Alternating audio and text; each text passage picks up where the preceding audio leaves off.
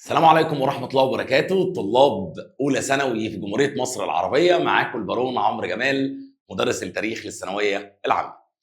بإذن الله النهاردة مراجعة نهائية هنراجع فيها تفصيلة عندك في المنهج، مش هنسيب جزئية ولو قد كده إلا ما هنتكلم فيها. وكمان كل ده هنعمله في وقت صغير قد كده، مش وقت كبير، يعني وقت المراجعة مش هيبقى ممل ولا وقت كبير.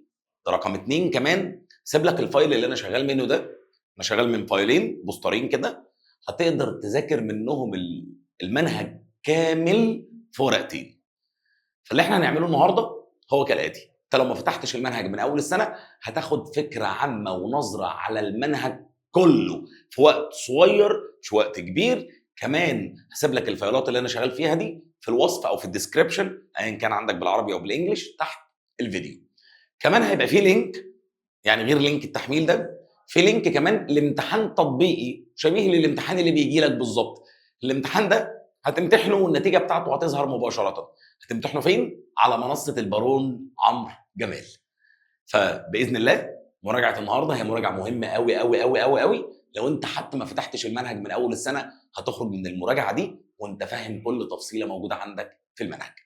من غير ما اطول عليك كتير، يلا بينا نبدا المراجعه النهائيه لمنهج التاريخ للصف الاول الثانوي. طيب اول جزء هنبتدي بيه انا هعمل لك زي ورقتين، ورقه للوحده الاولى اللي هي حضاره بلاد العراق وحضاره فينيقيا، والبوستر الثاني للوحده الثانيه اللي هو بلاد اليونان وبلاد الرومان ودوله البطالمه في مصر ودوله الرومان جوه مصر. بنبدا يا سيدي بشكل شبيه لشكل المقارنه كده ما بين بلاد العراق وما بين بلاد فينيقيا. الاول مين هم العراق او ايه هي بلاد العراق؟ بلاد العراق القديم يطلق على الارض اللي تقع ما بين النهرين اللي هم نهري دجله والفرات. هو عباره عن ايه؟ لازم تبقى عارف شكل الارض عامل ازاي. عباره عن سهل في الجنوب يرتفع تدريجيا نحو الشمال ويمتاز بخصوبه التربه وانتشار الزراعه. فهو سهل في الجنوب ويرتفع نحو الشمال زي انحدار النهر، فالنهر جاي من الشمال للجنوب والمصب بتاعه في الجنوب. طيب مين هم الفينيقيين؟ ده بالنسبه لاهل العراق. مين هم الفينيقيين؟ الفينيقيين هم اول ناس استقروا على الشريط الساحلي لسوريا وفلسطين ولبنان دلوقتي. يعني ايه؟ بحر المتوسط في شريط ساحلي كده، فلسطين سوريا لبنان، الناس اللي استقرت على الشريط ده بنسميهم الفينيقيين. طب اتسموا الفينيقيين ليه؟ اللي اطلق عليهم الاسم ده هم الاغريق. جاي الاسم ده من كلمه فينيكس ومعناها الشعب الاحمر اللون. طب ليه تسموا الشعب الاحمر اللون؟ ده نسبه لصبغه حمراء كانوا بيخرجوها من القواقع البحريه اللي بتعيش بالقرب من السواحل عندهم، واشتهروا جدا في استخدامها في صناعه المنسوجات، فاشتقت من كلمه فينيكس لقب فينيقيا وتعني الارض الحمراء. تعال احكي لك القصه دي بالراحه كده بالبلدي. بص يا سيدي، دول ناس كانوا بيخرجوا من عندهم لون مش احمر صرف، يعني لون بيربل كده اللي هو البنفسجي، وكانوا بيستخدموه في صباغه الملابس. فزمان ما كانش موضوع الالوان موجوده كل الالوان، يعني هو ده كان اختراع في الوقت ساعتها. فاي حد بيبقى لابس اللون ده معروف ان هو جايب الهدوم دي من عند الناس دي. فعشان كده الاغريق اطلقوا عليهم كلمه فينيكس، وتحولت كلمه فينيكس لكلمه الفينيقيين او فينيقيا، ومعناها الشعب احمر لون، وشهرهم الصبغه اللي عملوا بيها الملابس. طيب تعال نشوف العراق، اهم الدويلات والمدن اللي قامت فيها، ونفس القصه هنشوفها فين؟ في فينيقيا. بس نبدا الاول بالعراق.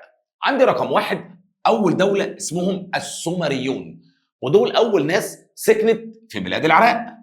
طيب الناس دي ما عرفتش فكره الدوله الموحده اللي هي الدوله السومريه، ما عرفتش الدوله الموحده، بل عملوا مدن مزدهره زي مدينه اسمها سومر او اور او لج.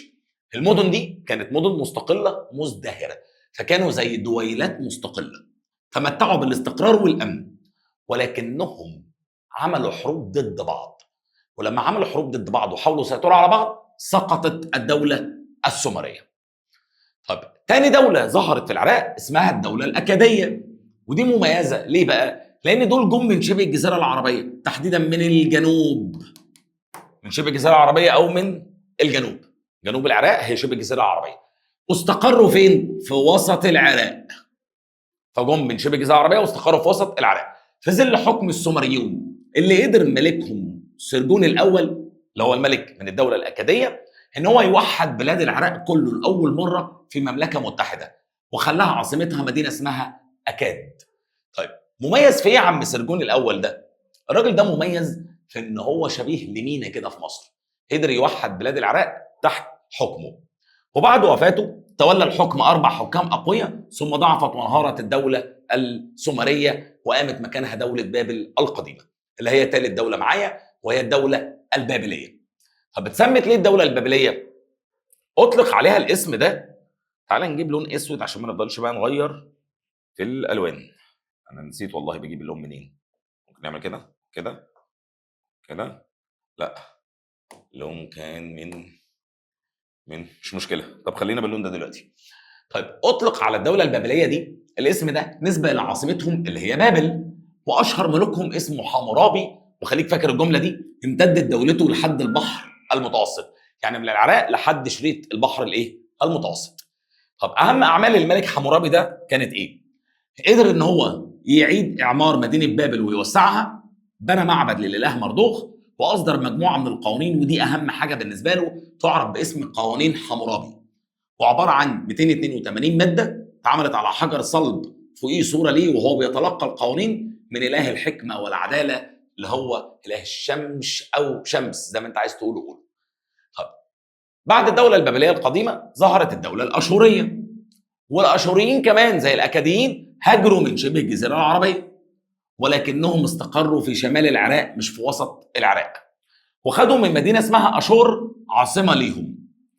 وقدر الملك سرجون الثاني، خد بالك الاكاديه كان فيها سرجون الاول، ان هو يعمل جيش قوي ويسيطر على بابل، وعمل امبراطوريه امتد نفوذها للشام والمصر، مش للشام بس. طب الدوله الاشوريه دي ما استمرتش فتره طويله. ليه ما استمرتش فتره طويله؟ لان ملوك الدوله الاشوريه اتبعوا سياسه للشده والعنف في التعامل مع الشعب، بجانب ان هم اهملوا الثروات اللي موجوده في البلد، فده ادى لقيام ثورات متكرره ضدهم ادت لانهيار الدوله الاشوريه. طب خامس دوله موجوده في العراق تعرف باسم الدوله البابليه الحديثه او الدوله الكلدانيه. دوله بابليه حديثه او ايه كلدانيه، كانت عاصمتها مدينه بابل، ودي برضه هاجروا من شبه الجزيره العربيه قبل الاسلام، بس استقروا في منطقه اسمها الفرات الاوسط. خد بالك اماكن الهجره والاستقرار مميزه قوي ولازم تتفهم. اشهر ملوكهم اللي هو نبوخذ نصر الثاني، واللي اشتهر بالقوه والصلابه، وقدر ان هو يمد حدود دولته من الخليج العربي لحد الشاطئ الشرقي للبحر المتوسط، فعمل امبراطوريه كبيره ضمت العراق وبلاد الشام. طيب ليه سقطت بلاد العراق؟ بعد نبوخذ نصر الثاني يجي ملوك ضعاف، فسقطت بلاد العراق اولا على ايد الفرس وملكهم كورش، ثم جاء بعد كده الاسكندر او الناس الفرس، ثم مين؟ الاسكندر، ثم السليوقيين اللي هم ورثه الاسكندر، ثم الرومان 3 4، ثم مره اخرى للفرس رقم 5 حتى الفتح العربي الاسلامي. يبقى التسلسل بدا بالفرس ثم انتهى بالفرس لحد الفتح العربي الاسلامي. طب نرجع لفينيقيا. فينيقيا يا سيدي اهم المدن اللي موجوده فيها، اولا مدينه اسمها صيدا، ودي كانت على الزعامه بين المدن الفينيقيه، واتعملت على لسان ممتد في الماء يحيط بها عده جزر، عباره عن جزء في الميه كده يحيط بها عده جزر. ثم بعدها مدينه اسمها صور، وصور تولد زعامه المدن الفينيقيه بعد صيدا. وبما ان اسمها صور بالصاد كان بيحاوطها صور بالسين، والسور ده حماها من الغزاة او من الهجوم اللي عليها.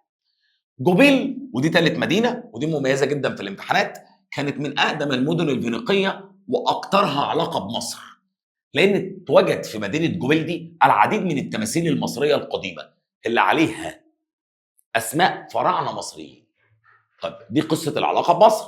مميزه في ايه جوبيل كمان؟ تم العثور فيها على اقدم ابجديه في العالم القديم. ابجديه يعني حروف اللي هي اخترعتها الفينيقيين. ثم بعد كده مدينه اسمها اوغاريت او اوغاريث، والمدينه دي كانت مشهوره جدا في الفن والعمران والتقدم التجاري، مشهوره جدا في الفن والعمران، في اجمل المباني موجوده في المدينه دي. ثم اخيرا مدينه بقى ولكنها خارج الموقع الجغرافي بتاعهم، زي مستعمره كده. المدينه دي كانت موجوده فين؟ على ساحل البحر المتوسط تعرف باسم قرطاجه. المدينه الاخيره بقى اللي هي قرطاجه دي مش في نفس الموقع الجغرافي بتاع فينيقيا تماما، دي على ساحل البحر المتوسط في مكان تاني، فكانت شبيهه للمستعمره، كانوا عاملينها عشان يامنوا طريق التجاره في البحر المتوسط، فعملوها قريبه من مدينه تونس حاليا، وبدات تتقدم وتزدهر حتى اصبحت تنافس المدن الفينيقيه في التجاره والنشاط البحري. طيب، وليها كمان حدث مهم قوي قوي قوي لما نوصل عند الرومان هتعرفوه، اللي هي حرب استمرت ما بينهم لمده 100 سنه. طيب، نيجي بعد كده لسقوط الدوله الفينيقيه اللي هي موجوده هنا. طيب فين؟ ايوه اهي. طيب، سقطت بقى الدوله الفينيقيه دي ازاي؟ لما الاسكندر الاكبر قدر ان هو يسيطر على فينيقيا، توفى الاسكندر دون وريث، احنا عارفين القصه دي، فتولى بعدها السليقيين لمده 3 قرون، ثم دخل الرومان وسيطروا على فينيقيا، ثم دخلت الجيوش الاسلاميه وفتحتها دون مقاومه تذكر. يبقى اسكندر، سليقيين، رومان، فتح العربي الاسلامي. طب تعال نشوف شكل الحياه السياسيه جوه بلاد العراق وبلاد فينيقيا كان عامل ازاي. تعال نبدا بالعراق زي ما احنا متعودين. جوه العراق يا سيدي، النظام السياسي كان عباره عن دويلات عرفت بدويلات المدن. لما الحكام كانوا بيطمعوا في الاراضي المجاوره عشان يكونوا امبراطوريه واسعه، فكانوا بيحاربوا بعض، وكان يعتبر المعبود هو الحاكم المدينه الحقيقي، والملك هو نائب عن المعبود في الحكم، عكس مصر القديمه كان الملك هو الاله. لكن في العراق الملك هو نائب المعبود في الحكم، لان المعبود هو الحاكم الحقيقي. طبعا كلام دويلات المدن كان قبل سرجون الاول اللي قدر يوحد بلاد العراق. بالنسبه للجيش، الخدمه العسكريه كانت الزاميه ايام الحرب فقط، لحد ما جت الدوله الاشوريه فاصبحت الجيوش دائمه مش وقت الحرب بس. امتاز الجيش في العراق طبعا بالقوه والصلابه والتطور، فقدروا يحققوا انتصارات كتيره وعملوا امبراطوريه واسعه. طب اما في فينيقيا الموضوع كان مختلف ومتطور اكتر من بلاد العراق في قصه الحكم. فالمدن الفينيقيه لم تعرف الوحده من الناحيه السياسيه تماما، كل مدينه كانت مستقله بذاتها ومريحه دماغها عن الثانيه. فالفينيقيين فضلوا الامن والامان والاستقرار السياسي، وان هم ما يوجعوش دماغهم بالوحده السياسيه. نظام الحكم بتاعهم كان اسمه شبه ديمقراطي، فكل حكومه خاصه بمدينه، يعني كل مدينه ليها حكومه خاصه بيها. مين الرئيس؟ اولا عندي حاكم او ملك، الحاكم او الملك ده بيحكم بالوراثه وكانت سلطته مقيده، بيحكم بالوراثه وكانت سلطته ايه؟ مقيده. ليه مقيده؟ لان بيساعده مجلس اسمه مجلس شيوخ، ودي مجموعه من المشرعين، مجلس نواب ودي طبقه من الاغنياء، والكهنه اللي هم رجال الدين اللي كان لهم دور كبير في اداره شؤون البلاد. بعض المدن الفينيقيه عرفت نظام مختلف اللي هو النظام الجمهوري زي مدينه قرطاجه، واللي اعتمدت على النظام ده من اول نشاتها لحد سقوطها على يد الرومان. ده بالنسبه لاهم المدن والنشاه والسقوط والنظام السياسي. تعال نشوف الحياه الاقتصاديه في العراق والحياه الاقتصاديه في فينيقيا.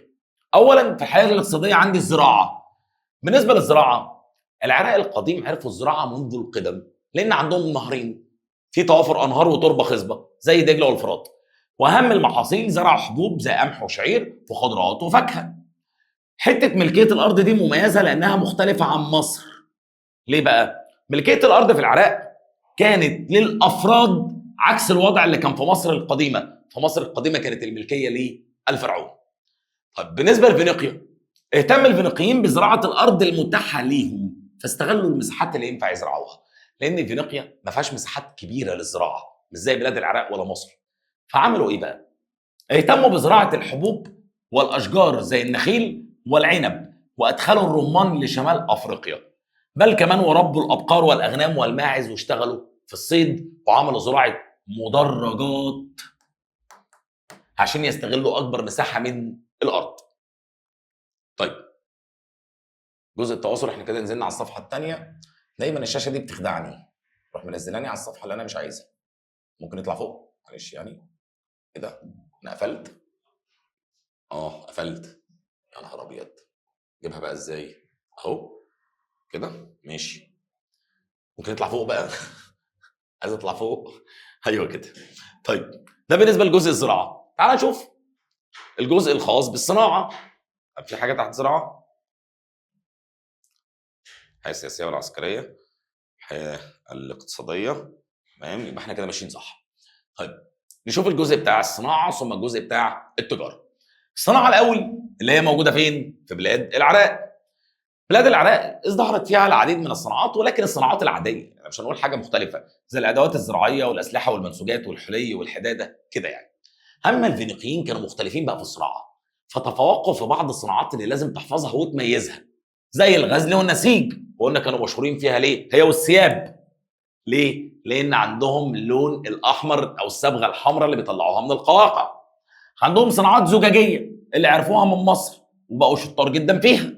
صناعه فخار اللي تميزت بالذوق المميز. وصناعات معدنيه فاستخدموا المعادن في صناعه الاسلحه والالات الموسيقيه وكمان الحلي اللي هي ادوات الزينه. اما بالنسبه للتجاره، بالنسبه لبلاد العراق عملوا تجاره مع الهند وبلاد فارس واسيا الصغرى وبلاد الشام ومصر، وعرفوا المكاييل والموازين، المكيال والميزان. اما فينيقيا بقى، التجاره كانت المورد الاساسي عندهم، بسبب الظروف بتاعت الطبيعه بتاعت الجغرافيه بتاعت البلد خلت التجاره هي رقم واحد عندهم. فعملوا على المواني بتاعتهم عند الرؤوس الداخليه في البحر. وسكان المدن الفينيقيه اللي تاثروا بموقعهم المتوسط ما بين حضارات الشرق والغرب، فعملوا بفكره او تولوا هم قصه النقل البحري ما بين دول العالم القديم. فعندي مثلا سكان المدن الداخليه تخصصوا في النقل البري، واحتكروا القوافل التجاريه اللي جلبت المنتجات الاسيويه والافريقيه المختلفه للبحر الابيض المتوسط. اما سكان المدن الساحليه اتجهوا للبحر. ليه بقى؟ لقوا نفسهم يا سيدي على شريط ساحلي ضيق محدود بالجبل من ورا، يعني انا على البحر ورايا جبل، فمضطر ان انا اروح ناحيه البحر. توافر الاخشاب الجيده الصالحه لبناء السفن، مع كثره التعريج اللي ساعدت على انشاء المواني بجانب موقعهم المتوسط بين الشرق والغرب. نشاطهم البحري خلاهم يبقوا اشهر ناس، وهم اول امه بحريه في التاريخ. بجانب كمان توافر عندهم الاخشاب، بجانب كمان الصبغه اللي بيخرجوها من البحر المتوسط. كل دي حاجات ميزتهم وخلتهم يكونوا رقم واحد في التجاره في العالم القديم. ده بالنسبه للحياه الاقتصاديه. نيجي للحياه الاجتماعيه في بلاد العراق او بلاد فينيقيا. في حاجه هنا؟ لا. طيب نيجي للحياه الاجتماعيه. بالنسبه لبلاد العراق تم تقسيم المجتمع ازاي بقى يا سيدي؟ اتقسم في المجتمع لثلاث طبقات، وده لازم يتفهم كويس ويتحفظ كمان كويس. الطبقه العليا بتشمل اعوان الملك وكبار رجال الدوله، رجال الدين، اصحاب الشأن، معاهم الملك اكيد. الطبقه المتوسطه الموظفين وصغار ضباط الجيش والجنود والصناع والتجار. طب خد بالك، عندي هنا اعوان الملك، كبار رجال الدوله، رجال الدين، اصحاب الشأن. هنا موظفين، صغار ضباط الجيش، الجنود والصناع، التجار. اما هنا يتكون من اسرى الحروب، اللي هو الناس اللي بتتقبض عليها في الحرب، هو اللي بيستلف وما بيقدرش يوفي الدين بتاعه ده، فبيعمل ايه؟ بيبقى عبد عند اللي استلف منه، يا اما بيباع في الاسواق، او كمان اللي بيتخطف من من موطنه الاصلي ويباع فين؟ في الاسواق. وطبعا انتشر ما بين اهل العراق الاداب العامه والاحتفاظ بالعادات والتقاليد. بالنسبه لموضوع فينيقيا مختلف شويه. الطبقه العليا بتشمل التجار والاغنياء اللي شاركوا في الحكم عن طريق مجلس النواب. اما الطبقه المتوسطه اصحاب المهنه والصناعات والموظفين، بينما الطبقه الدنيا الخدم والعبيد. خد بالك، التجار في فينيقيا في الطبقه العليا، ولكنهم في العراق في الطبقه الوسطى، وده سؤال امتحان، فلازم تحفظ التقسيمه اللي بقول لك عليها دي. طيب ده بالنسبه للوش الاول من البوستر اللي احنا شغالين منه. الجزء الثاني بقى اللي هو فيه عباره عن ورقتين بس ونبقى خلصنا الوحده الاولى، وده اول بوستر معانا في المراجعه. طبعا هنشتغل بوستر تاني صغير برضو زي ده لامم المنهج بالكامل. طيب الحياه الدينيه برضو عاملين زي مقارنه ما بين بلاد العراق وما بين فينيقيا. الدين كان ليه تاثير عميق جدا عند اهل العراق. طب المعبد عندهم كان اسمه ايه؟ ذاكوره. والجمع بتاعه ذكورات. طب ليه المعبد كان مهم قوي عند العراقيين؟ لان المعبد ما كانش بيستخدم عند العراقيين للعباده بس، لا ده كان بيتم فيه تتويج الملك، بيتم فيه حفظ السجلات، بيتم فيه تعلم القرايه والكتابه او تعلم الافراد الكتابه مع الحياه الدينيه. فهتلاقي عندك بقول لك احتل المعبد اهميه خاصه في نفوس العراقيين، لانه بيتوج فيه الملك وتقام فيه الشعائر الدينيه، بيتعلم فيه الناس وتوضع به السجلات والعقود. طب ايه خصائص الحياه الدينيه في بلاد العراق؟ عندي اولا تعدد للمعبودات. فالعراق ككل الحضارات القديمه قدسوا الظواهر الطبيعيه زي الشمس والقمر، وكانت في معبودات محليه واخرى عالميه. طب ايه اهم الالهه عندهم؟ عندهم انو وعشتار، خليكم فاكرين عشتار دي كويس. انو ده كبير المعبودات وبيمثل السماء، اما عشتار هي ربة الحب والحرب في بلاد العراق. بلاد العراق اعتقدوا في البعث والخلود، عرفوا ان هم لما يموتوا هيصحوا تاني، ولكن الحياه عندهم بعد الموت كانت غامضه. يعني فكره ان انا لما اصحى هيحصل ايه بقى، دي ما كانتش معروفه في بلاد العراق. طب نيجي لفينيقيا. في فينيقيا عبدوا برضو الظواهر الطبيعيه زي العراق، وقدسوا قوى الخصب والنماء اللي هو خصوبه الارض والنمو. كمان صوروا الظواهر الطبيعيه والاشياء في هيئه معبودات ذات صفه بشريه، يعني القوه بتاعت الطبيعه موجوده في معبود ذو صفه بشريه زيهم زي بلاد اليونان، هيعملوا نفس القصه. اهم المعبودات عندهم اربعه: بعل وده رب الخصب والنماء، ايل وده على راس المعبودات الفينيقيه وهو صاحب الكلمه الاولى والاخيره في شؤون البشر الدينيه، عشتار نفس الالهه بتاعت العراق بس هنا الخصب وزوجه الاله بعل، اما هنا كانت ربة الحب والحرب في بلاد العراق. ادونيس او معروف باسم اذون ويمثل القوى المتجدده في الشمس بعد هزيمه الشتاء. طب بالنسبه للمعابد، اهتم الفينيقيين ان هم يعملوا معابد برضه للمعبودات الخاصه، وفي البدايه كان بناء المعبد بسيط ثم تطور ووصل لقمه الفن والجمال زي اللي موجودين في مدينه اوغاريت. طيب نيجي للحياه الفكريه والثقافيه في بلاد العراق وفينيقيا. في بلاد العراق اخترعوا لي شكل من الكتابه اخترعوا السومريون، اسمها الكتابه المسماريه، لان كل علامه فيها كانت بتشبه المسمار، شبه المسمار بالظبط. كانوا بيكتبوها بالواح باقلام من الخشب على الواح من الطين، يغرز القلم في الطين كده فيعمل علامه عن شكل المسمار. طب بالنسبه للادب، بلاد العراق سابت تراث كبير جدا في الادب، ومن اشهر الاساطير اللي عندهم زي قصه الطوفان اللي تركوها السومريون. قصه الطوفان شبيهه لقصه سيدنا نوح كده. اما العلوم، العراقيين برعوا في العديد من العلوم زي الحساب وزي الفلك، فقدروا يرصدوا النجوم والكواكب ويحطوا تقويم شمسي كامل بجانب اهتمامهم بالطب والهندسه. نيجي للفينيقيين بقى اللي كانوا اشطر في موضوع الحياه الفكريه والثقافيه وتحديدا الكتابه. ليه بقى؟ قدروا يخترعوا الحروف الهجائيه او اول ابجديه في العالم. لما احتاج الفينيقيين دول لوسيله سريعه يسجلوا اللي هم بيبيعوه ويشتروه في سجلاتهم، فاخترعوا اول ابجديه ومكونه من 22 حرف اقتبسوها من الكتابه المصريه القديمه. طيب هم خدوها من الكتابه المصريه القديمه فعملوا ابجديه مكونه من 22 حرف. خدوها منهم الاغريق، تعلموها من الفينيقيين الاغريق. بعد ما عدلوا فيها ادوها للرومان، راح الرومان نشروها في اوروبا فجت منها الابجديه الاوروبيه الحديثه، يعني جه منها الانجليزي والفرنساوي والبرتغالي والاسباني، كل اللغات دي جايه من الروماني، والروماني جاي من اليوناني، واليوناني جاي من الفينيقي. فاكتشاف الابجديه الفينيقيه كان ليه فضل كبير جدا في نشر الثقافه والوعي في العالم كله. طب نيجي للحياه الفنيه اللي هو العماره بقى والبناء وكده. فعندي مثلا بلاد العراق في العماره في البدايه تنوعت العماره ما بين المدن وما بين القصور. طب تعالى اديك امثله. اولا عندي ملك اسمه نبوغذ نصر اللي هو الدوله الكلدانيه او البابليه الحديثه، ده عمل الحدائق المعلقه اللي هي احدى عجائب الدنيا السبع القديمه مع برج بابل الشهير. كمان الاشوريين كانوا شاطرين جدا في العماره، فاهتم ملك اشوري اسمه سنحاريب بتعمير مدينه اسمها نينوي بعد ما خرب مدينه بابل. وخد بالك هنا في تضاد، الملك الاشوري سنحاريب ده عمر مدينه بابل بعد ما خرب، عمر مدينه نينوي بعد ما خرب مدينه سنحاريب، اسمها نينوي او نينوي زي ما انت عايز تقولها قولها يعني. طيب بالنسبه للنحت، العراقيين تميزوا بالنحت وعملوا حاجه مختلفه شويه. عملوا نماذج تيران مجنحه وصور حيوانات زي الاسود والتيران المصممه ببلاط الاشاني الملون، يعني شويه سيراميك متلون بيعمل شكل كده. لكن كان الاشهر التيران المجنحه، طور وعنده جناحات. الثيران المجنحه دي صورت ثور براس انسان ومزوده باجنحه شبيهه كده لقصه ابو الهول اللي موجوده في مصر. وبالنسبه للرسم والنقش، اهتموا سكان العراق بالرسم والنقش والتصوير على جدران المعابد وعلى المسلات اللي ناقشوا عليها طبعا احداثهم زي انتصاراتهم ورحلات الصيد. بالنسبه لفينيقيا، كانوا شاطرين في العماره برضو، فبرعوا في العماره، فعملوا قلاع وحصون واسوار، وده يعد اعظم ما عرفه العالم القديم عن فينيقيا.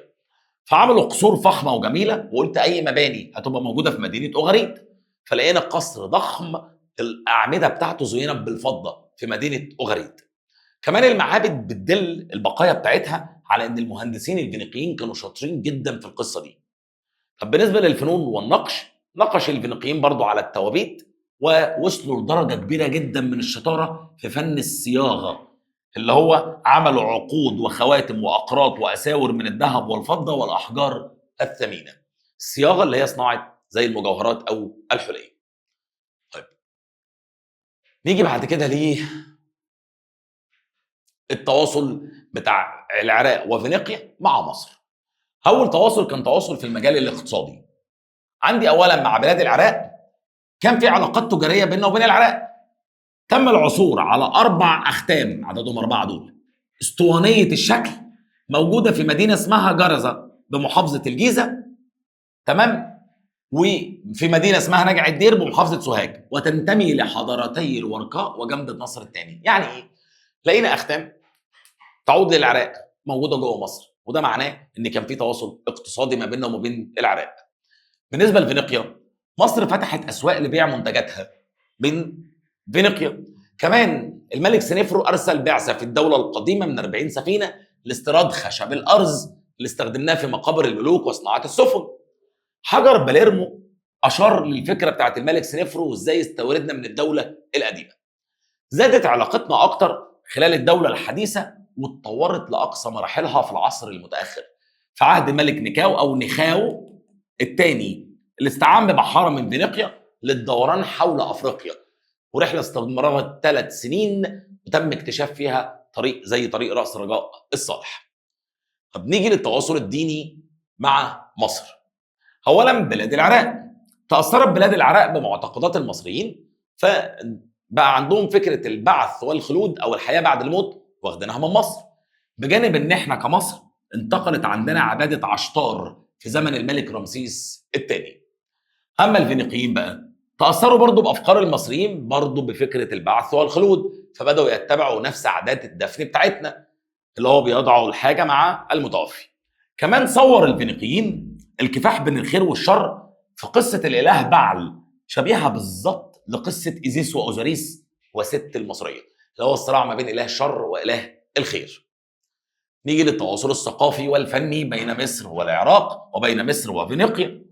مصر والعراق مثلا، العراق خدت مننا نظام الهرم المدرج في بناء المعابد. خدوا مننا نظام الهرم المدرج، احنا عملنا بيه اهرامات، هم عملوا بيه معابد.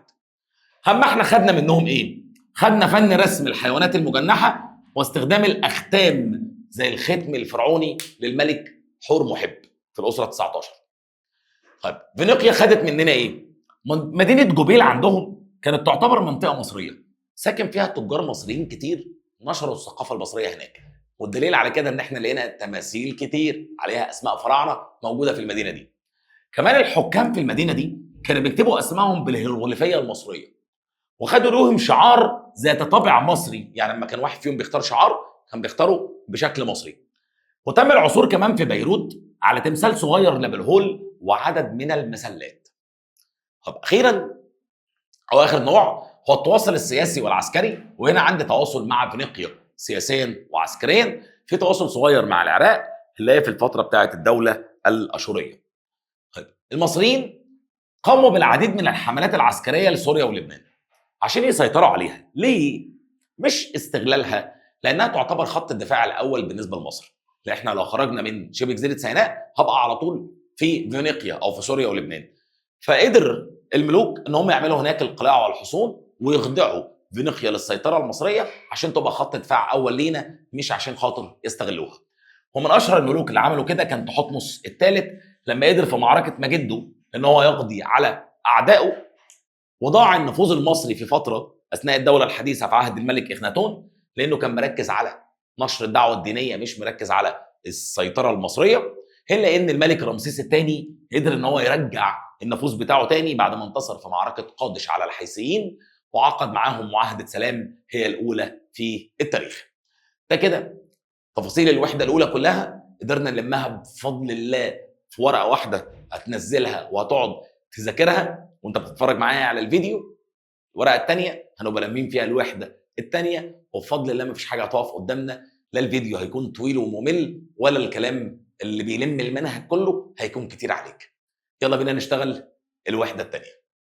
خلصنا الوحده الاولى، نيجي بقى للوحده الثانيه. عندي بتبدا بالحضاره اليونانيه والاغريقيه والحضاره الرومانيه. بص يا سيدي، احنا عاملين حضارتين زي مقارنه كده ما بين الحضارتين في مختلف المجالات، وعندي برضو مصر تحت حكم البطالمه ومصر تحت حكم الرومان، وعاملين برضو مقارنه ما بين الاثنين عشان نبقى دمجنا المنهج كله في بعضه. فتذاكر الورقتين دول، تخش الامتحان تقعد تدعي لي وابقى انا طيب وحبيبك. يلا بينا. اولا الحضاره الرومانيه اليونانيه.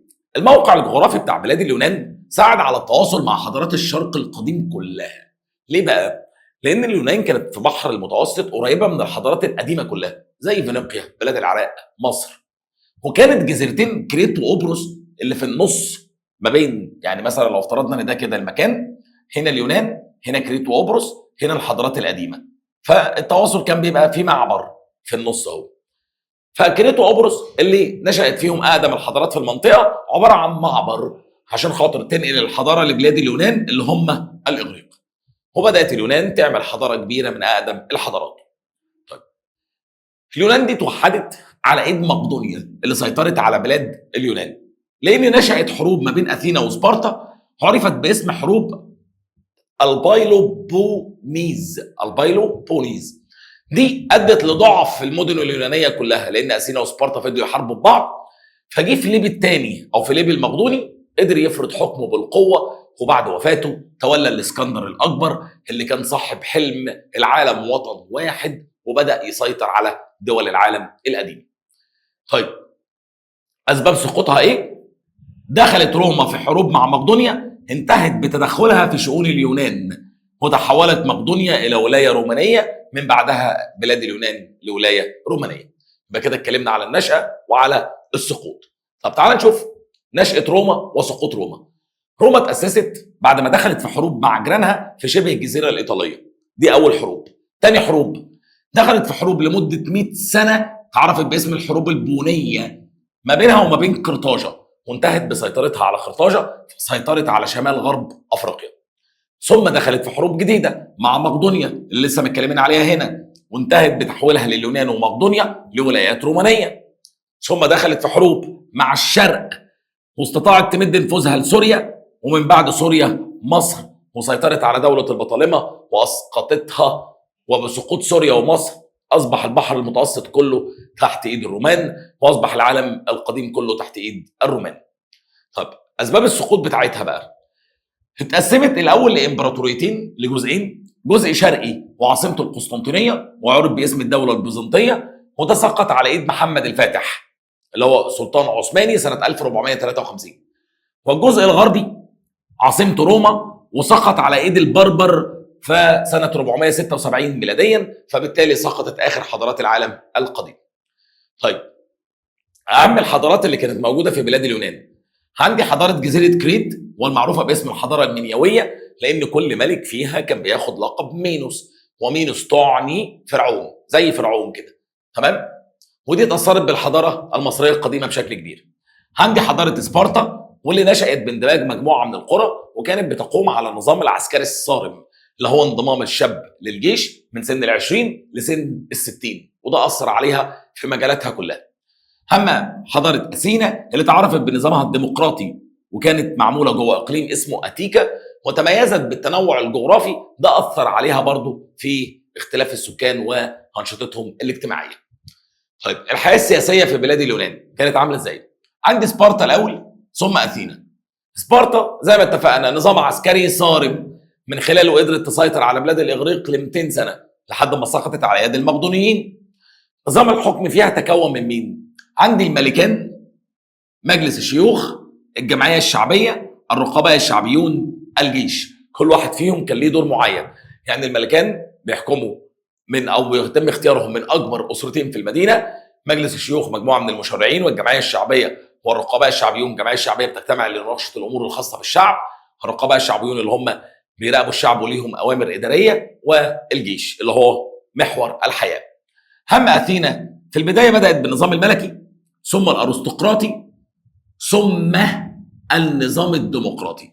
طب ظهر امتى الديمقراطي؟ بعد ما سيطر الاغنياء او الارستقراطيين على كافه الموارد ونواحي الحياه، فقامت ثوره ضدهم فادت لوصول اثينا للديمقراطيه. اولا تشريعات سولون او حاكم اثينا. التشريعات دي كانت موجوده لتقديم حلول عشان تحل المشكلات اللي موجوده، وخد بالك عشان ده سؤال امتحان دايما. فالتشريعات دي شجعت على ايه؟ شجعت على العمل والانتاج، توفير فرص عمل للعامه، اسقاط الديون، تحديد حد اقصى للمصروفات على الحفلات مع وضع دستور جديد. ثم تخلى سولون عن الحكم وراح عشان يدرس الحضاره المصريه القديمه بعد ما خد عهد على اليونانيين انهم يلتزموا باصلاحاته لمده 10 سنين. هيجي من بعديه بركليس، وبركليس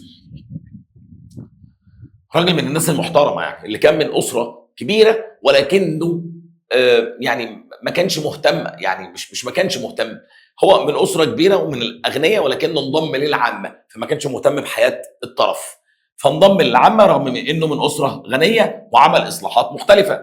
وكان مؤمن ان التربيه الاجتماعيه السليمه هي السبيل لارتقاء الشعب الاثيني او الشعب الاثيني.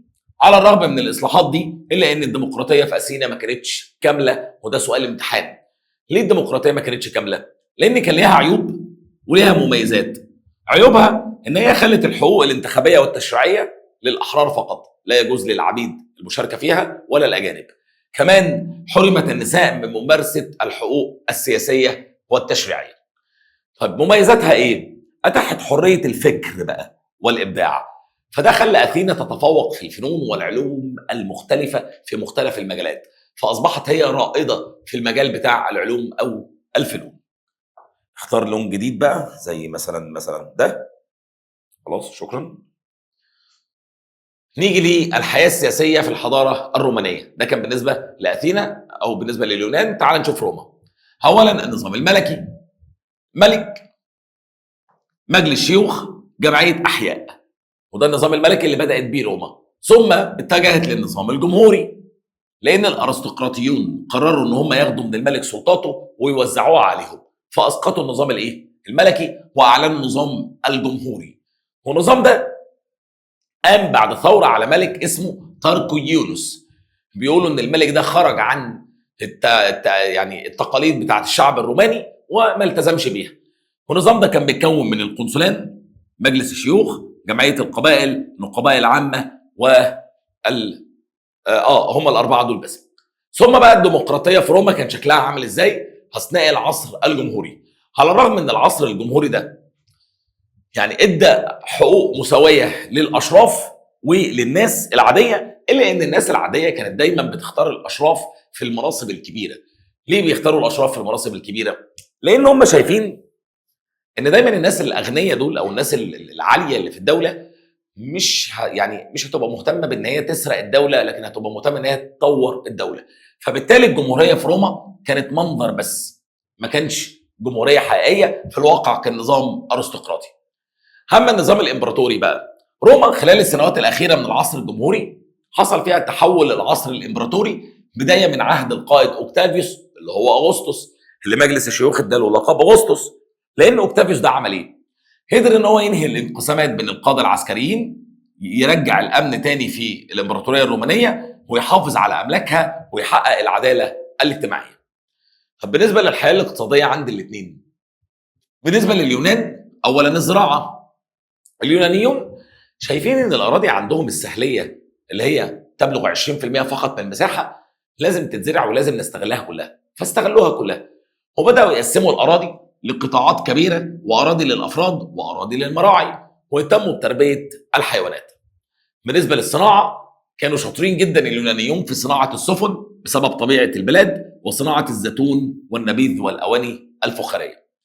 بالنسبة للتجارة كانوا شاطرين برضو في التجارة، والموانئ بتاعتهم بقت محطات تجارية مهمة جدا جدا، ومن أهم صادراتهم كان الرخام والمعادن والنبيذ والزيوت، وأهم وارداتهم الأقمشة والحبوب من مصر وسوريا.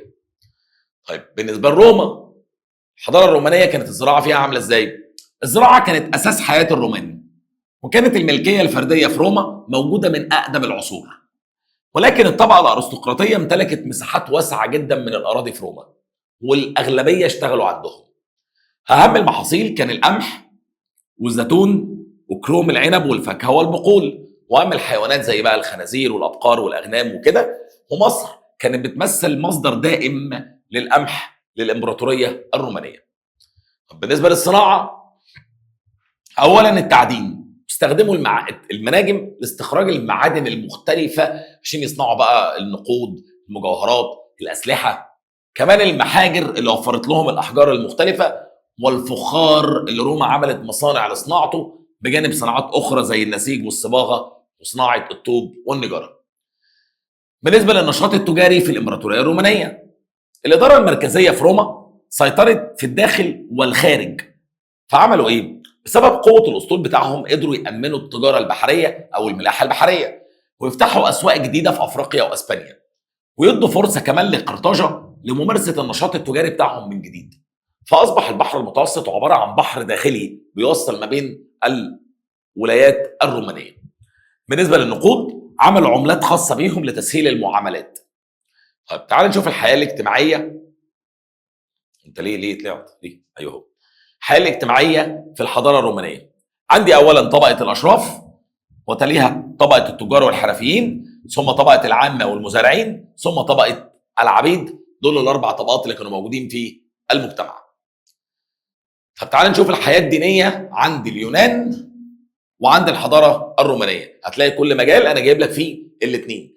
لو في مجال مش مذكور فيه دولة ما بنجيبهاش، بنجيب المجال اللي مذكور فيه الدولة بس. طيب الحياة الدينية بالنسبة لليونان، على الرغم من الاختلاف في مختلف المجالات أو مختلف الأفكار السياسية وكده، إلا أنهم اتفقوا في الحياة الدينية في بلاد اليونان. فكانوا مأمنين بقوى الطبيعة، وزعموا أن قوى الطبيعة لها إله بيوجهها. فكانوا بيشوفوا أن الآلهة عبارة عن أسرة، عيلة بتقيم فوق جبل اسمه جبل الأولمبيوس، وصوروهم على صور بشر، وأكبر الآلهة دي كان اسمه زيوس. اليونانيون كمان عرفوا طقوس دينية متعددة زي المواكب الجنائزية والأناشيد والقرابين، كمان كانوا مؤمنين في السحر. طيب نيجي للرومان. معبودات الرومان بقى كانت كتير، ولكن أهمها جوبيتر، واللي بيمثل السماء الصافية، وده كبير المعبودات.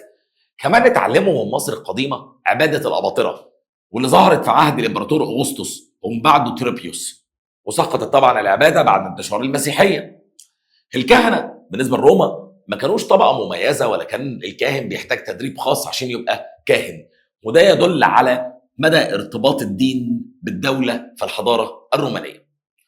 طب الحياة الفكرية والثقافية في الحضارة الرومانية. أولا الحضارة اليونانية، الفكر والثقافة فيها الفلسفة، وهي أهم ما قدمته اليونان للعالم. ومن أشهر الفلاسفة عندهم كان عندي سقراط، وده فلسفته بتقوم على إعمال العقل، خليك فاكر دي كويس. أفلاطون فلسفته بتعتمد على الطابع العلمي في التفكير. أرسطو فلسفته تعتمد على الفكر التاريخي وعلم الأحياء. والعرب تأثروا بأرسطو بشكل كبير، فأطلقوا عليه المعلم الأول، لأن أرسطو بحث في علوم كتير قوي جنب الفلسفة. بالنسبة للتاريخ، ظهر مؤرخين كتبوا تاريخ الإغريق، ومن أشهرهم هيرودوت اللي لقب بأبي التاريخ، وبلوبيوس اللي هو أحد أعظم المؤرخين ومن أشهر كتبه في التاريخ العام، وكتب كتير عن مصر خاصة في العصر البطلمي. عندي كمان استرابون اللي زار مصر وألف كتابه الشهير الجغرافيا، اللي متكون من 17 جزء، خصص منه الجزء الأخير كله يتكلم فيه عن مصر. طيب بالنسبة للأدب، عندي الأول شعر الملاحم، ثم الشعر الغنائي. طيب شعر الملاحم زي ملحمة الإلياذة والأوديسا، لهوميريوس صاحب الفضل في نشر التاريخ الثقافي لليونان، ثم الشعر الغنائي وده يتضمن الحماس والغزل والرثاء، ومن اشهر الشعراء هو ارخيلوخس. اما بالنسبه للعلوم، العلوم تقدمت بشكل كبير في اثينا، ففي مجال الطب مثلا توصلوا الى ان المخ هو المتحكم في اعضاء الجسم وهو مركز الاحساس، وان القلب هو اللي بيضخ الدم، واشهر الاطباء عندهم اسمه ابو قراط ويطلق عليه ابو الطب. اما الحضاره الرومانيه بقى في قصه الفكر والثقافه، عندهم مثلا في الشعر فازدهر الشعر في عصر اغسطس، وعندهم اشهر الشعراء اسمه فيرجيل. اسمه ايه؟ فيرجيل. وده خلد قصه تاسيس روما في ملحمه في قصيدته الملحميه يعني. وبعض المؤرخين من اصل روماني ولكن اتصنفوا على انهم يونانيين لانهم كتبوا باللغه اليونانيه. طيب اشهر المؤرخين عندهم كان اينوس ولقب بأبي التاريخ، وعندي كاتو الرقيب وهو مؤرخ كتب بالنثر وعمل كتاب اسمه الأصول. ده بالنسبة للحياة الثقافية. الحياة الفنية في اليونان أو في روما. في اليونان الفنان اليوناني عاش قريب من الآلهة، بيتأمل بقى العالم العلوي وبيبص على الآلهة وبيطلب منهم العفو والرحمة على طول. وظهر الفكر ده في افاريز الابنيه وتيجان الاعمده والملاعب والمسارح وداخل البيوت. يعني ان هم كانوا دايما بيحبوا يخلوا المنظر الطبيعي موجود عندهم في كل حاجه. عندي مثلا بالنسبه للعماره، المعابد هي من اهم ملامح العماره اللي عملوها اليونانيون، زي معبد اسمه البارثنون اللي عمله بركليس على قمه الاقربول، واللي كان باين قوي ان هو متاثر بالحضاره المصريه فيه، وعملوا لعباده الهه اثينا. عندهم النحت كمان وده مشهور قوي، وهو في دياس يعرف باسم عميد النحاتين، وعمل تمثال مشهور اللي هو تمثال زيوس، وده من عجائب الدنيا السبعه القديمه على فكره. في بقى في الحضاره الرومانيه عندي اولا العماره بلغت فن كبير جدا من التقدم عند الرومان، ولكن ما عندناش امثله على الحاجه اللي هم عملوها. عندي بالنسبه للنحت برضه بلغت مساحه كبيره قوي، وظهرت عندهم في المعابد والمنازل والاعمده، ولكن برضه ما عندكوش امثله الا مثال واحد وهو عمود تراجان. عندي كمان ظهر ميزه النقوش اللي كان بيتم نقشها على الجدران فيما يعرف باسم اقواس النصر. اقواس النصر دي يعني ده منظرها، مش عارف شفتوها بقى قبل كده ولا لا، وانا هعرف ارسمها ولا لا، بس هو ده المنظر يعني، وبيبقى عليها نقوش كده في الاماكن دي. وعندي كمان زي قوس مثلا الامبراطور تيتوس ورأس قيصر المصنوعه من حجر البازلت، وده تدل على شهرتهم مهارتهم وكفاءتهم في فن النحت. عندي كمان التصوير الروماني، وده بيدل على ان الفنانين الرومانيين او الاغريقيين كانوا متاثرين جدا جدا بالتواصل الحضاري مع الثقافات الاخرى. يعني ايه؟ الفنان الروماني تاثر بالفن الاغريقي، الفن الاغريقي كان متاثر بالفن المصري اللي انتقل له عن طريق المعابر انتقال الحضاره، فبدا الرومان يستعينوا بالاغريق لرسم مظاهر الطبيعه حتى جوه المنازل بتاعتهم. طب نيجي بعد كده ليه الجزء بتاع الرياضه في بلاد اليونان. بص عشان ما عنديش في الرومان ما ذكرتش الرومان.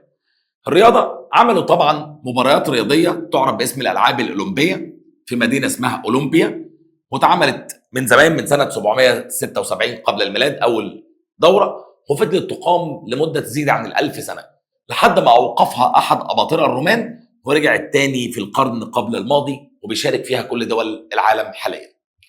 طيب عندي بقى تواصل مصر مع اليونان والرومان في مختلف المجالات. طب التواصل ما بين مصر واليونان والرومان السياسي، الحضاره اليونانيه والحضاره الرومانيه. اليونانيه قوت العلاقه ما بين اليونان ومصر، خد بالك عشان ده سؤال امتحان، في فتره حكم الاسره ال26 لما تم استخدام اليونانيين كمرتزقه في الجيش. كمان الاسكندر المقدوني لما استولى على مصر عمل مزيج ما بين الحضاره المصريه واليونانيه عرف باسم الهيلينستيه، ولما توفى الاسكندر سيطر على مصر بطلميوس بن لاجوس وعمل فيها دوله البطالمه. الرومان بقى العلاقه مع مصر وبلاد الرومان بدات من التبادل التجاري، ثم بدا ينتقل للتدخل السياسي لما ضعفت دوله البطالمه، ثم بدا ينتقل لفرض السيطره زي ما نجحت روما ان هي تفرض سيطرتها على مصر. يبقى في البدايه تبادل تجاري، ثم تدخل سياسي، ثم فرض السيطره.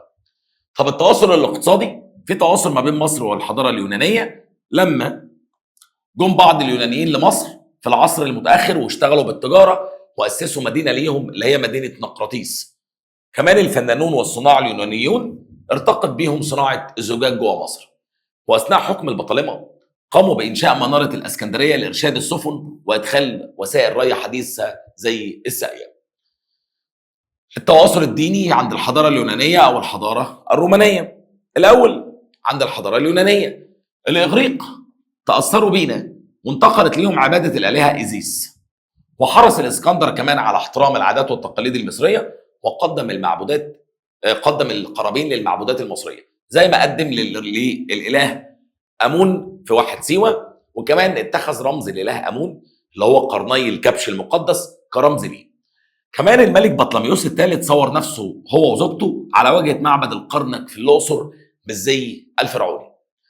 اما الرومان بقى، تاثر الرومان بالاغريق اللي كانوا اصلا متاثرين بالحضاره المصريه القديمه، فاخذ الرومان عن الاغريق الكثير من المعتقدات الدينيه زي عباده الاباطره اللي انتقلت من مصر لروما. طب نيجي للتواصل الثقافي والفني بين الحضاره اليونانيه والمصريه والحضاره الرومانيه والمصريه. تم انشاء مكتبه الاسكندريه وجامعه الاسكندريه. كمان الفن اليوناني هو ليه اصول شرقيه لانه انتقل لبلاد اليونان من خلال ناس اسمهم الايونيين اللي استقروا في جزر بحر ايجا وساحل اسيا الصغرى، وبداوا ينقلوا الفن ده. وظهر الفن ده فين؟ في قصر الملك مينوس اللي هو في جزيره كريت، ومعبد البارثنون اللي احنا قلنا عمله بركليس. طيب الحضاره الرومانيه، الرومان قعدوا في الاسكندريه وعملوا فيها منشآت كتير قوي زي المعابد والبوابات النصر والاقواس. عملوا كمان المسرح الروماني في الاسكندريه. ده كله بيدل على التاثر الفني بالحضاره المصريه. طيب ده كده الجزء بتاع اول درسين اللي هو اليونان والرومان. تعال نشوف الجزء بتاع مصر في عهد البطالمه او مصر في عهد الرومان. الجزء الثاني بقى هيكلمني على مصر تحت حكم البطالمه والرومان زي ما قلنا. اولا مصر تحت حكم البطالمه ومصر تحت حكم الرومان. لما توفى الاسكندر ما بقاش ليه وريث للعرش، فاتعمل طبعا مؤتمر بابل الشهير. اللي حصل في المؤتمر ده على مصر كان بطليموس ابن لاجوس، واسس فيها دوله البطالمه ونشر الحضاره الهلينستيه اللي كان بداها الاسكندر الاكبر. اما الرومان قدروا ان هم يسقطوا دوله البطالمه بعد هزيمه انطونيوس حليف كليوباترا على ايد اوكتافيوس او اغسطس، فاصبحت مصر ولايه رومانيه عام 30 قبل الميلاد. طب اسباب سقوط دوله البطالمه، طبعا انا لسه حكيه دلوقتي هو اسباب سيطره الرومان على مصر. اما اسباب سقوط دوله الرومان كانت سوء معاملتهم للمصريين وفرضهم الضرائب والاضطهاد الديني لحد ما جت الدوله الاسلاميه وسيطرت هي على العالم الروماني واصبحت مصر ولايه اسلاميه. طيب الاسكندر الاكبر ازاي سيطر على مصر وكون الامبراطوريه المقدونيه؟ لما جه وانتصر على الاعداء وسيطر على مصر، قدر الاسكندر ان هو يكسب ولاء المصريين عن طريق ان هو يحترم المعبودات وعلى راسها امون، يعامل المصريين معامله حسنه، ويبقي على النظم الاداريه لمصر. وبدا يعمل شويه اعمال زي بناء مدينه الاسكندريه عن طريق ردم الميه ما بين قريه راكودا وجزيره فاروس. وعمل الاسكندريه عشان تبقى مقر الحكم، تحمل اسمه، عاصمه لدولته وقاعده لتدعيم سيطرته على البحر المتوسط. طب تعالوا نشوف الحياه السياسيه تحت حكم البطالمه او الرومان. البطالمه اعتبروا نفسهم ورثه الفراعنه، فبدا الملك البطلمي يتعامل على انه ملك فرعوني، فتولى جميع السلطات، تشريعيه، تنفيذيه، قضائيه، عسكريه، اي سلطه في الدوله كان بيتولاها. وبيساعده في الحكم وزير الماليه وكبير القضاه.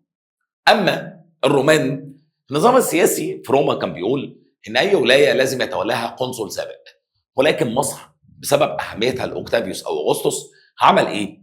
عين في مصر دي حاكم يتبعه مباشره ويتلقى الاوامر منه، واختار ان هو يكون من طبقه الفرسان المواليه ليه عشان يبقى عنده خبره وكفاءه اداريه وماليه وعسكريه. حظر على اي شخص من طبقه السيناتو ان هو يدخل مصر الا باذن منه هو مباشره. وبدا يقسم مصر لثلاث اقسام، كل قسم منها هيترأسه حاكم روماني: مصر السفلى والعليا والوسطى.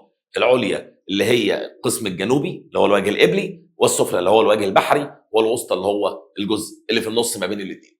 طيب تعال نشوف المراحل التاريخيه لدوله البطالمه في مصر. عندها مرحلتين، مرحله للقوه من بطليموس الاول للثالث، ومرحله الضعف من الرابع لكليوباترا السبعه. الاولى طبعا بطليموس الاول اللي كان قوي وكان ليه مركز قوي في جيش الاسكندر وقدر يسيطر على مصر وحط اسس النظم الاداريه والماليه في مصر ولقب بالمنقذ. جه من بعديه بطليموس الثاني اللي هو ابنه اللي تولى العرش وقدر يعمل نهضه كبيره في المجالات المختلفه، ومصر اصبحت امبراطوريه كبيره في عهده لانه توجه نحو شبه الجزيره العربيه والبحر الاحمر. يجي من بعديه بطليموس الثالث واللي تم تلقيبه بالخير او بالصالح. ليه؟ لانه كان بيتلقب بصفات حميده وكان بيخفف من على الناس الضرائب ويفتح لهم الشون الحكوميه عشان يحصلوا على الغلال في وقت انخفاض الفيضان، يعني بيسمح لهم انهم يحصلوا على محصيل ببلاش في وقت ما يكونش فيه فلوس. وكان محب كمان للعلم والثقافه فيما هو معروف عنه. اما مرحله الضعف من اول بطليموس الرابع ثم بطليموس الخامس اللي كان طفل صغير، فتولى الوصايه عليه شخص اسمه اجاثوكليس واستبد بالحكم وبدا يحكم بطريقه تخدم مصالحه هو الشخصيه. ثم كليوباترا السبعه اللي هي اخر ملوك البطالمه واللي تولت الحكم مع اخوها بطليموس ال 13. ولما غرق في حرب الاسكندريه يوليوس قيصر اللي هو امبراطور روما اللي كان جوزها في الفتره دي اجلسها على العرش بجوار اخيها الصغير بطليموس ال 14، ولكنها تخلصت منه واجلست على العرش ابنها من يوليوس قيصر. طيب تعال نشوف الحياه الاقتصاديه في عهد الرومان او في عهد البطالمه. مصر وهي تحت حكم البطالمه اهتموا بالنهوض في مختلف مجالات مصر الاقتصاديه.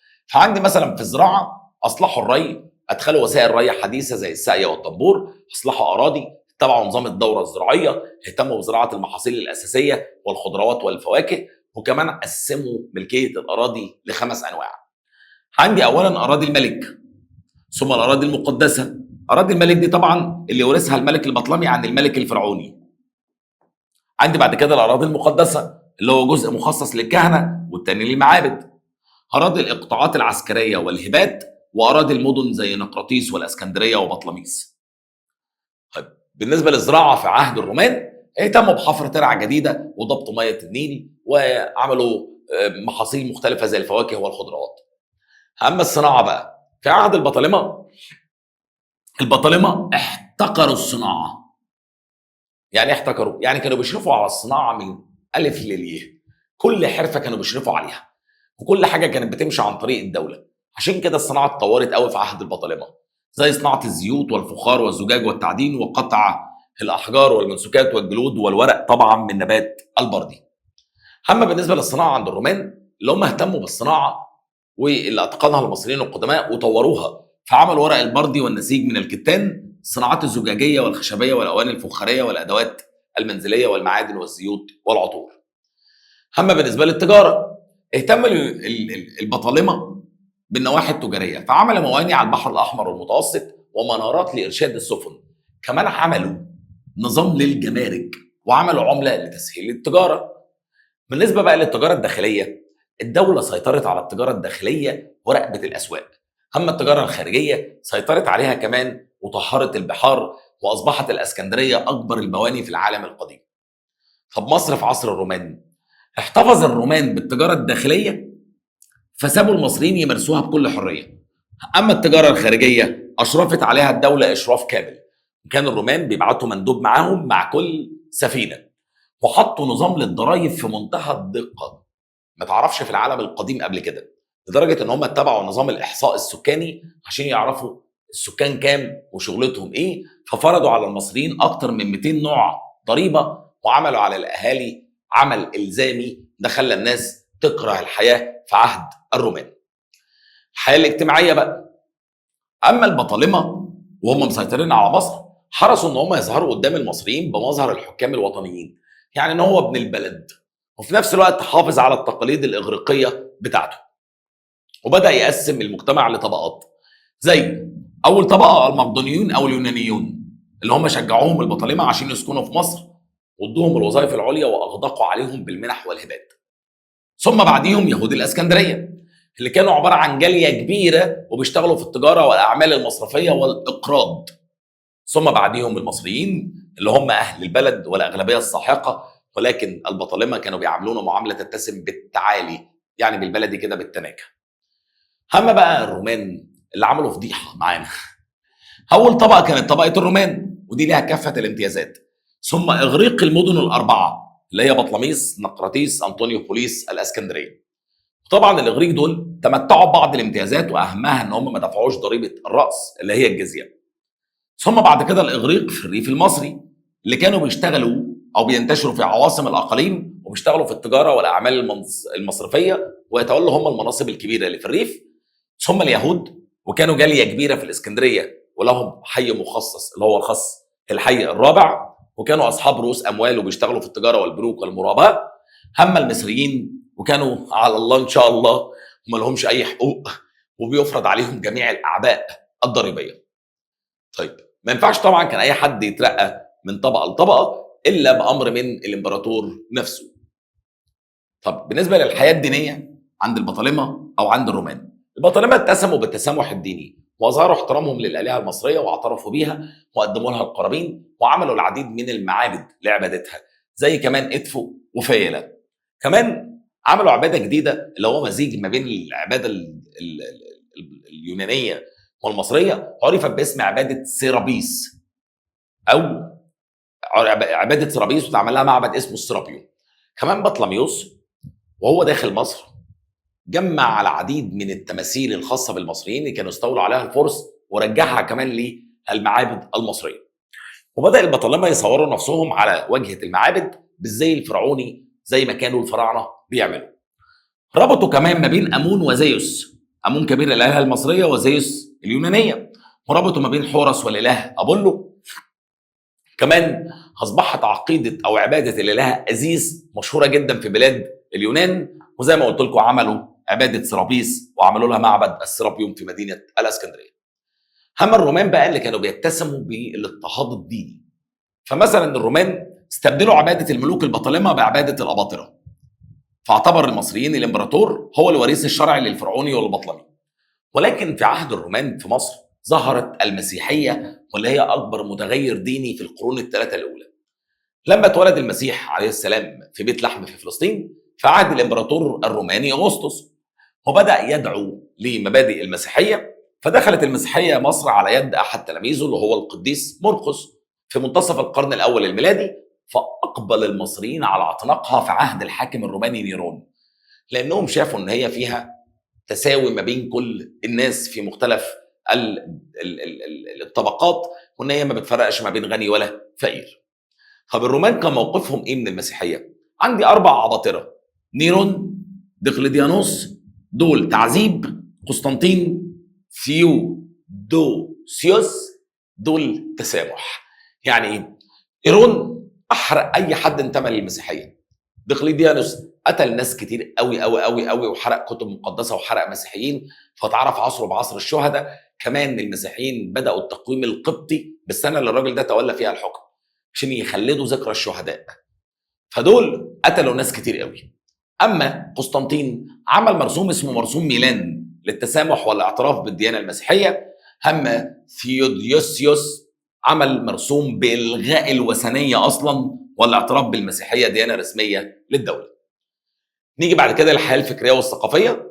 مصر تحت حكم البطالمه ومصر تحت حكم الرومان. اولا في الفلك عندي ارسطاخورس، وده رياضي قام بدراسات نسبيه لاحجام النجوم والكواكب والقمر. عندي في الرياضه اشتهرت دار العلم في الاسكندريه، ومن اشهر علمائها كان اقليدس اللي حط كتاب الاصول في الهندسه، وارشميدس صاحب قانون الطف. اما في الطب البطالمه كانوا شاطرين جدا، واتطور عندهم علم الحيوان بسبب اقامه بطلميوس الثاني حديقه حيوان. واشهر الاطباء كان اسمه هيروفيلوس اللي اكتشف الدوره الدمويه وكان عنده اداه لقياس النبض. اما في الجغرافيا عرفوا العديد من الحقائق زي فكره دوران الارض حول الشمس وقياس محيط الكره الارضيه. اما في التاريخ كان عندنا الكاهن المصري مانيتون اللي تمكن من كتابه التاريخ المصري باللغه اليونانيه وقسم التاريخ ل 30 اسره. اما في الادب كان عندي هيرودوت، ويعرف يعني وملاحم هوميريوس، والاثنين دول تم نشرهم في الاسكندريه فيما يعرف باسم الادب السكندري. اما بالنسبه لروما، مصر او الاسكندريه تحديدا فضلت مركز للعلوم في الحضاره الرومانيه، ومن اهم المراكز على البحر المتوسط، فازدهرت فيها العديد من العلوم. ومن اشهر الفلاسفه في العصر ده في مصر كان افلاطين، وهو مصري كان من اسيوط. اما الدراسات الادبيه فضعفت ايام الرومان. ظهرت بعد كده المدرسه المسيحيه بالاسكندريه، وكان لها دور فعال في انشاء او اثراء الحياه الثقافيه في مصر. فانتشر الادب القبطي اللي خد شكل بقى يعني الوعظ او الادب الديني، اللي هو بينشر التسامح في المجتمع وبينشر النصح والارشاد في المجتمع. وللاسف لم يدم ازدهار منشات الاسكندريه الثقافيه بسبب الاضطهاد بتاع الرومان وقيام العديد من الثورات ضد الرومان. اخر حاجه هنتكلم على الحياه الفنيه في مصر في عهد الرومان. عندي اولا فن الطبقه الحاكمه، وده بيمثله تماثيل الاباطره والنقوش اللي زينت بيها. عندي الفن الشعبي بتاع الناس بقى، وده بيمثله الاف التماثيل الصغيره الفخاريه والحجريه والمعدنيه اللي موجوده في المعادن. استخدام حاجه اسمها الفيسيفيساء او الفيسيفيساء، وهي زي ايشاني صغير كده ملون بتعمل بيه اشكال في الارض او حيوانات او حاجات حقيقيه. انتشر في مصر كمان الفن القبطي في الكنائس والاديره القديمه اللي لسه موجوده لغايه دلوقتي. زي ايه؟